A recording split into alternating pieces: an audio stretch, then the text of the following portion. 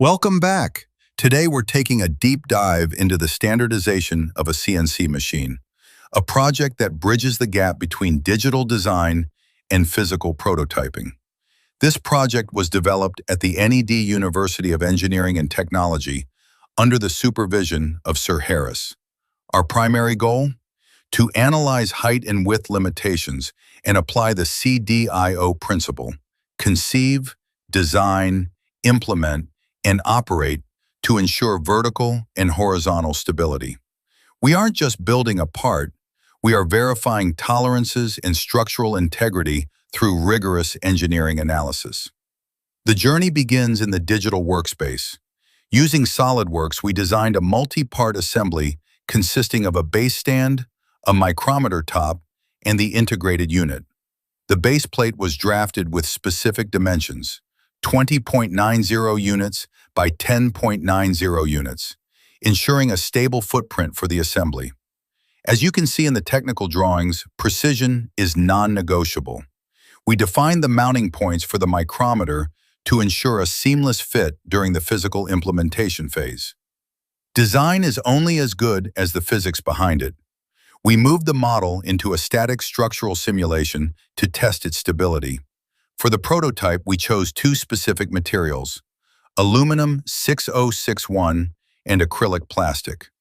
Aluminum 6061 was selected for its high tensile strength of 110 megapascals and its density of 2,700 kilograms per cubic meter. During simulation, we applied the exact forces the body would encounter when a micrometer is mounted.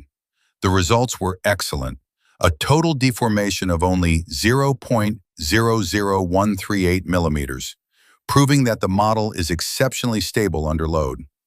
We also verified the equivalent stresses, which peaked at approximately 0.787 megapascals, well within the safety limits of our materials. Now let's move from the screen to the shop floor. This is where the implement phase of CDIO truly comes to life. To achieve the standardization we need, we used CNC cutting and gas welding techniques to fabricate the steel components. Watch the precision of the automated gas cutter as it follows the path defined in our drawings.